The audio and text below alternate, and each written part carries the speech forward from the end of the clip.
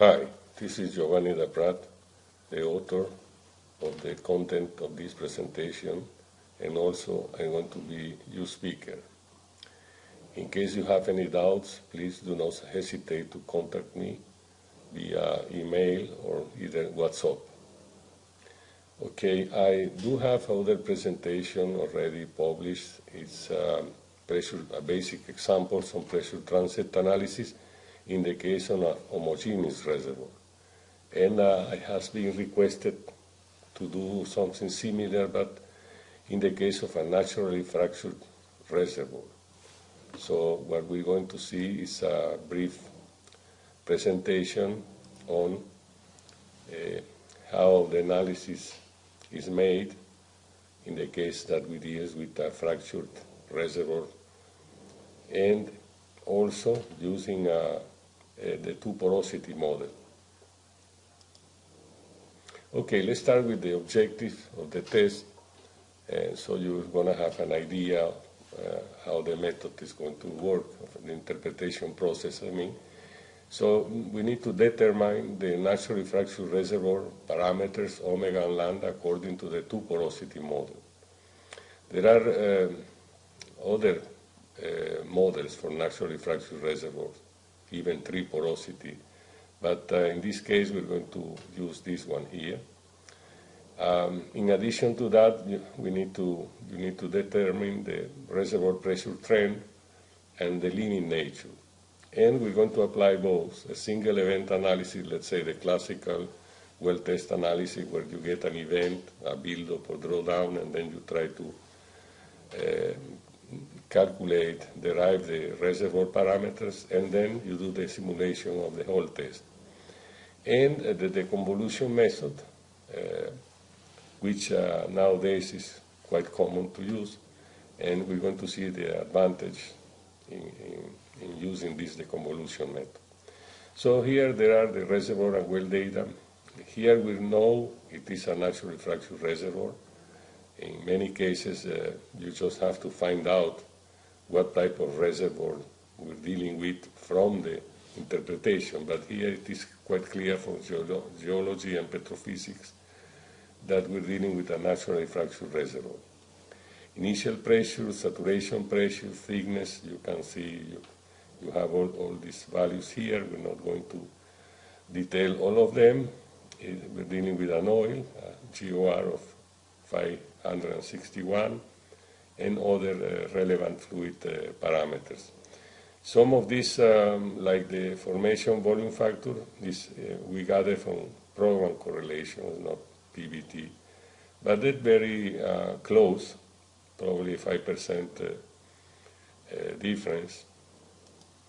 Before we enter in the mathematical details of the interpretation, let's just have a look at what a naturally fractured reservoir is. You can see here that these are cores taken from a well in the Maracaibo Lake, Venezuela. And it is not the only, there are many fractured reservoirs over the world. Iran, for instance, it has quite a potential fractured reservoirs, gas. The States also. But the idea is a system, like you see here, where you have fractures, like the one you see here, and matrix. In many cases, the matrix is also made of microfractures. There are cases where a fractured reservoir like Huamampampa in Bolivia is a formation that actually the matrix is not the classical one porosity, it's made up of many microfractures and acts like a matrix for the other fracture that you see here. You can see here that the oil, in this case, is from the fracture. Still you can see here oil. And the situation with these systems here is, where is the reserves located? In the fractures only, and also the matrix has reserves.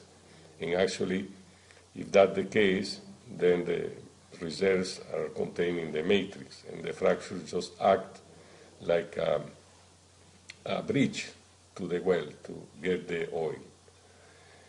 So the mathematics of the modeling is like having two diffusivity equations for considering two homogeneous reservoirs. The fissures or fractures are, the fracture system is an homogeneous reservoir, and the matrix system, or the matrix has an homogeneous reservoir. And they're tied by the relation which is telling us the feeding from the matrix to the fractures. So if you solve that equation, as I said, over 15 years ago already was solved, you're going to end up with the model that you expect to simulate the data when you get data from a fracture reservoir. So here is a little bit what we can see the dynamics. Let's say the well is shut in, you open the well, there is a drawdown here, there is a pressure here, and this is matrix is its initial pressure.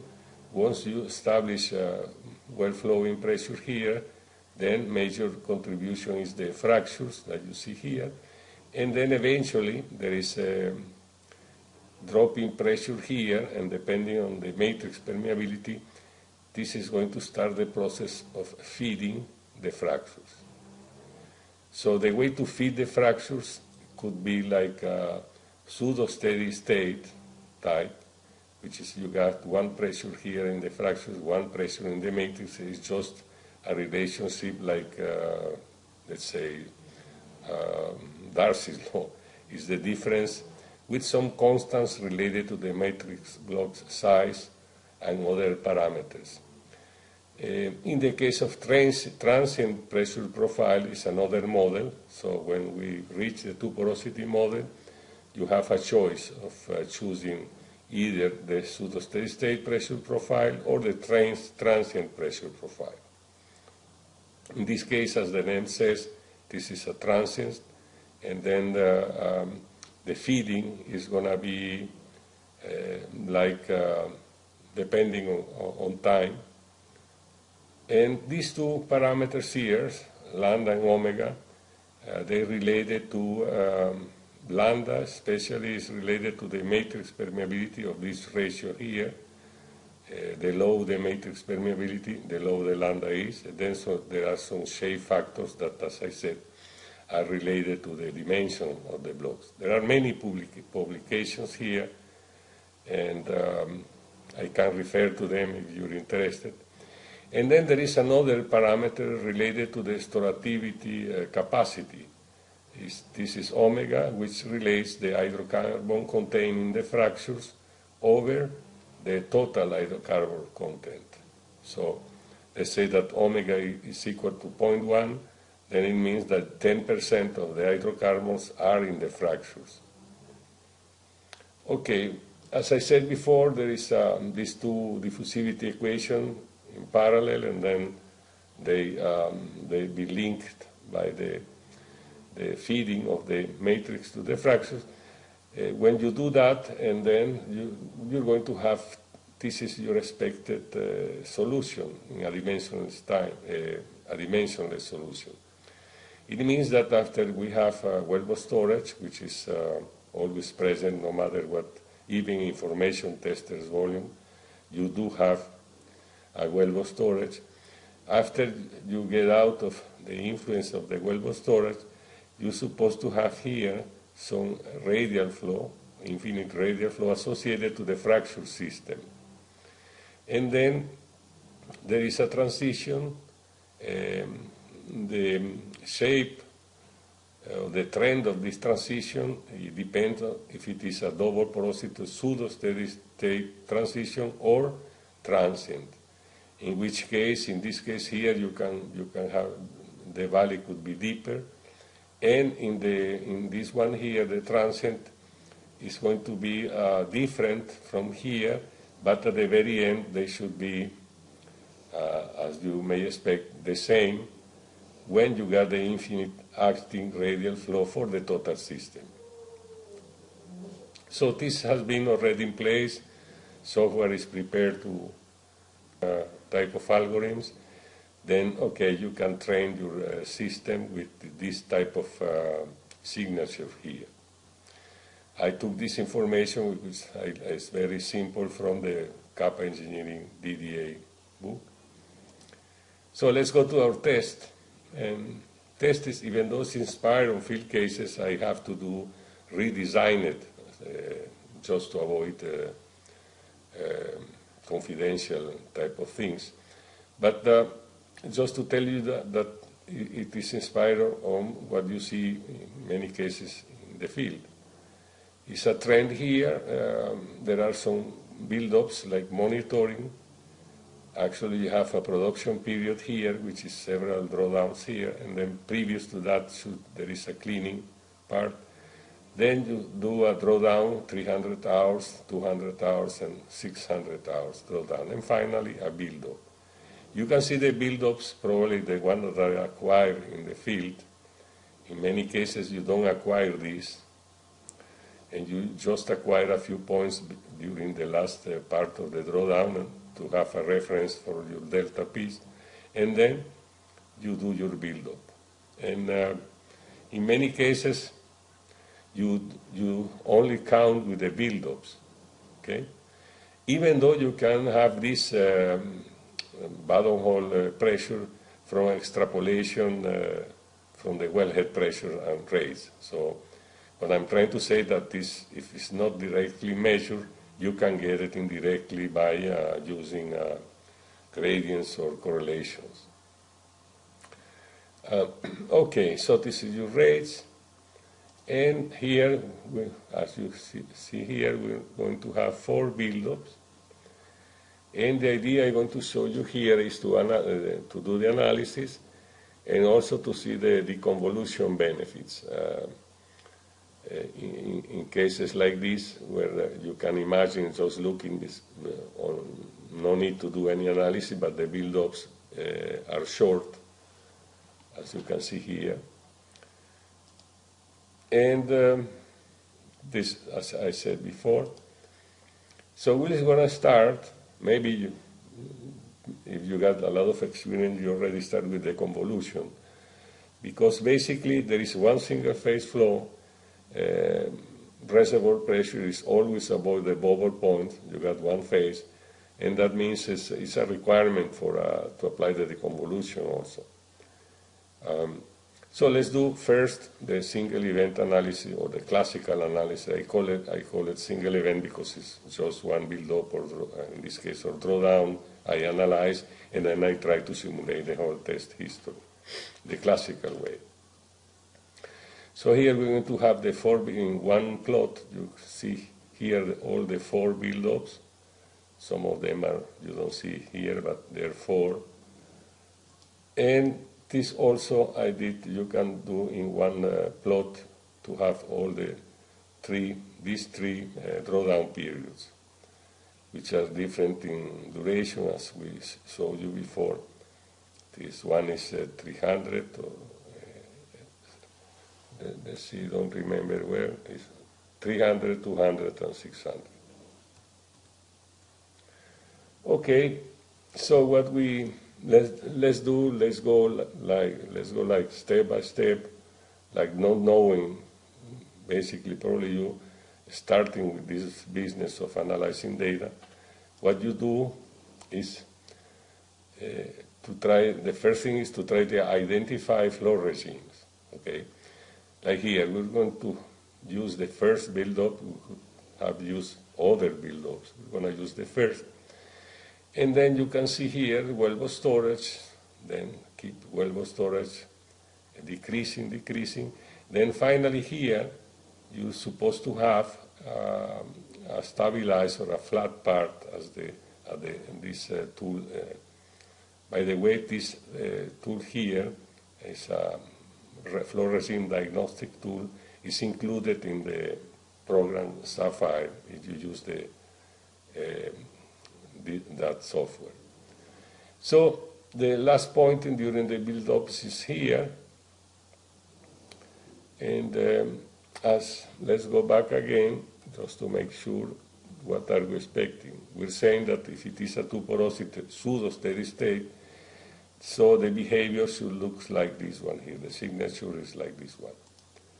So it seems that we're okay here.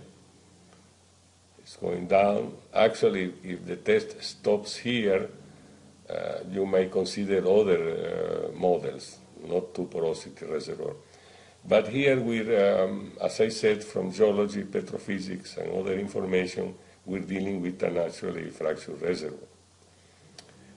Situation is also like this. It could be a naturally fractured reservoir, but the matrix has no reserves, no permeability, in which case we're going to see something like homogeneous reservoir. That's very important to know, because in many cases they tell you it's a fractured reservoir, but actually fluid is only in the fractures. There is no matrix contribution. Therefore, you don't see this valley here, and you're going to see just a plain radial flow, a straight horizontal line. Okay, so according to this tool here, it says that we're expecting to see the infinite acting radial flow for the total system at about 700, 800 hours. Probably you won't decide, maybe your test is like this one here in real practice. You don't stop production, or maybe you can ask for a 20 hours or 30 hours.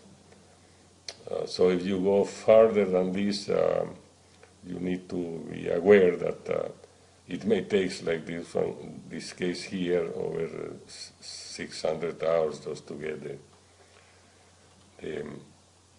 the total system radial flow. So from now you have to say, okay, how about if I have only this build-up? Okay, I will try to analyze it using a two-porosity model, and maybe you're going to have so much to here. And from there on, you don't know. I mean, you can assume and try to do the analysis with that, as we will see. But if there are discontinuities from here on, this is not necessarily the trend, okay? From here, even from here, if you got discontinuities like faults or barriers or changing mobilities, they're going to affect, the effect is going to be superimposed over like here, you see. Here, I don't see radial flow here because still there is a wellbore storage effect. So even though it's minimized, but in any case it masks, you don't see a horizontal line here because it is there if you take out the wellbore storage contribution. So let's go to the fourth drawdown. In this case, the drawdown was enough to reach, let's say, total system, but we don't see here, as expected according to this tool, that this is stabilized. And actually from here on, the trend, the pressure trend, that you can see one of the benefits of the derivative, that you can see here, it departs. It means that there are discontinuities that are getting superimposed to what you expect here, and the resultant is this trend here. This is the drawdown 4, and we're going to have a look now for the drawdown 6, which is the longest drawdown, I guess, it's 600 hours. And you can see here that, again, there is no any flattening here from the actual derivative.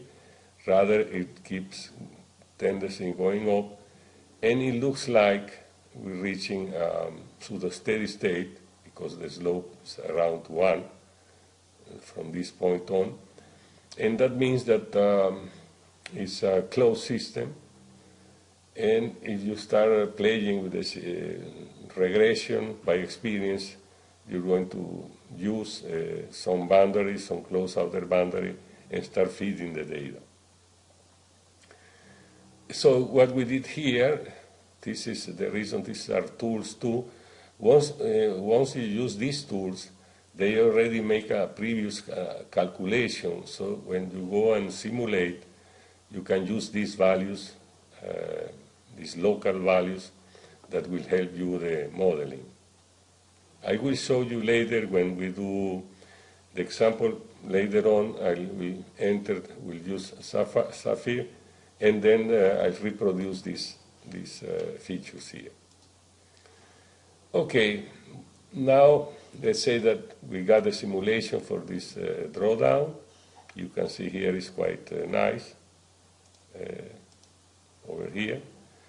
And at the end, actually, there are still, if test continues, you're going to see that the most probable trend is this one here, which is 1, the slope of 1, which means pseudo-steady state behavior. This is a semi-log, and now a proof when you do the one single event analysis or classical analysis, you requested to do the simulation of the whole test as a validation. What you see here, that we did using the values of the results from this drawdown here, we have been able to simulate the whole test history, as you can see here. And not only that, also you can, because it's a closed system, you can calculate the reservoir pressure. So you have your bottom hole pressure, reservoir pressure, and then this is the trend that is shown here. Okay, as a result now, we got omega, what the result we were looking for. The storativity ratio used to be called. It means that 4.7% of the total hydrocarbon is contained in the fractures.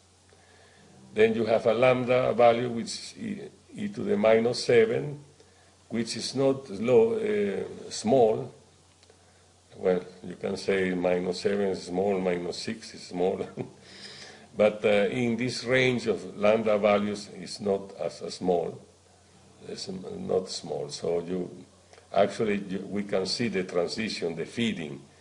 If you don't see a feeding, what I'm calling the feeding is, this is when the feeding starts, matrix feeding the fracture. At what point in time this is happening, could be either here or could be here. It depends on lambda values. And this is okay, minus 6 is okay. If you got minus 4, then you're going to have that this value here is beginning over here, because it's related to the matrix permeability, directly related to the matrix permeability. Okay, we got these distances. 1130 for the south. Well, southeast, northwest, it's not. It's just a reference. The way it is, you can, rotate your rectangle according to, if you want to position according to your map. But it's actually in the middle of a rectangle. One side is twice, or a little more than twice the other sides. But eventually 3 sides are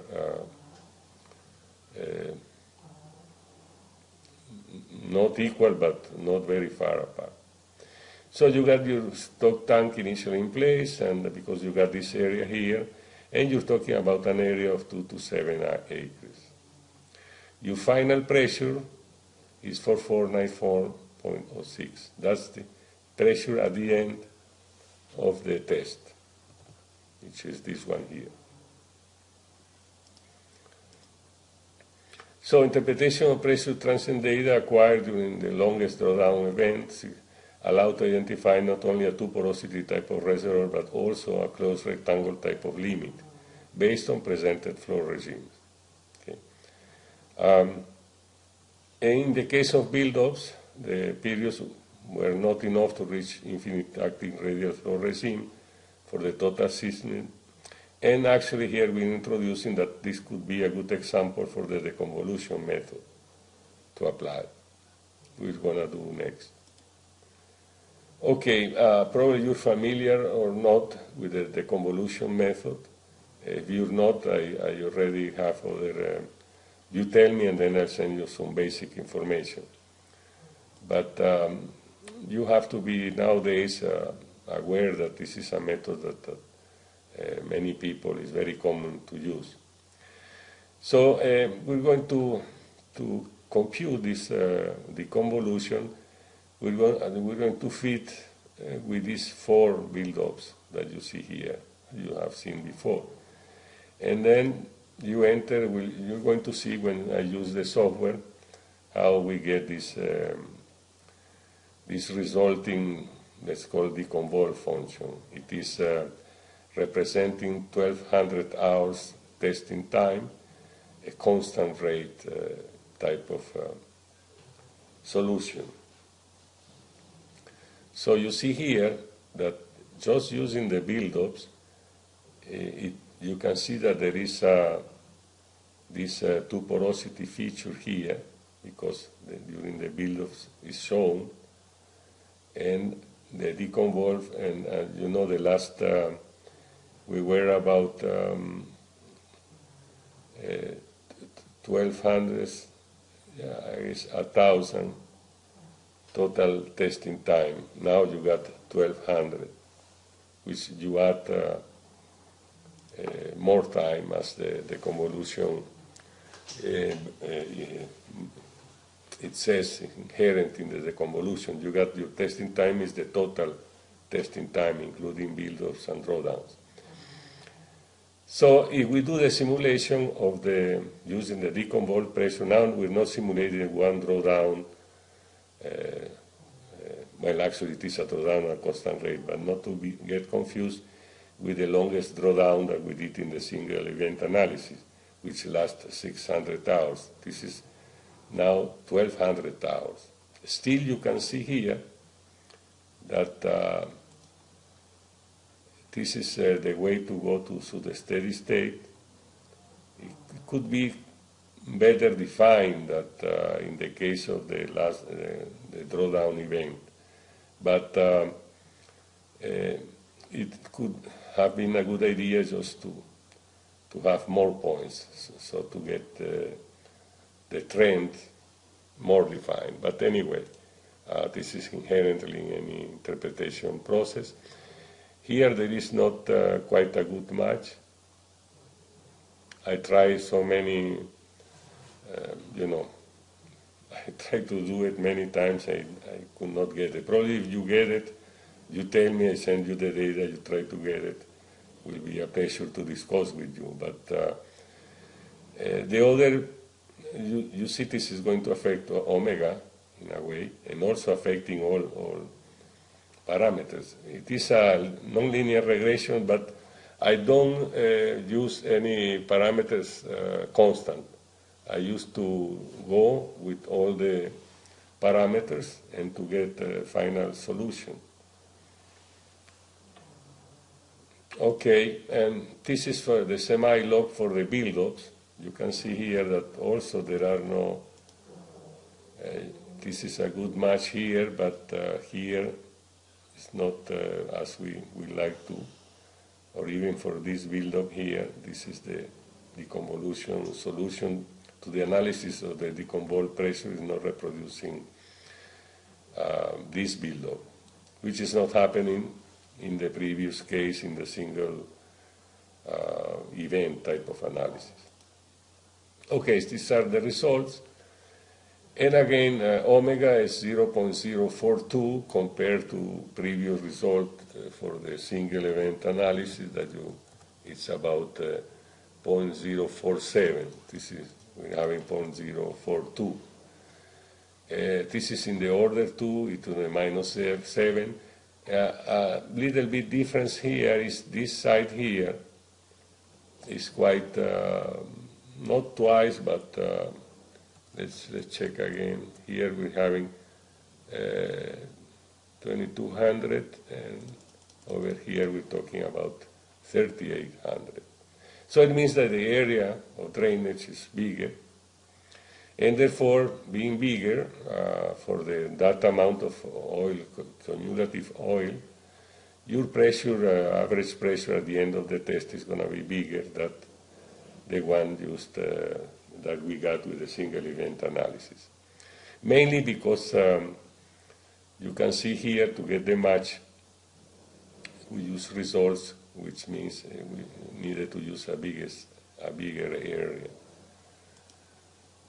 Okay, we'll do like in the past, in the single event, we have to reproduce the whole test history, as we can see here. It's okay. And the major difference is going to be here. So question is, which one is right? That could be one you may ask. So surprisingly, I would say both are right. Maybe there is no way to say that one is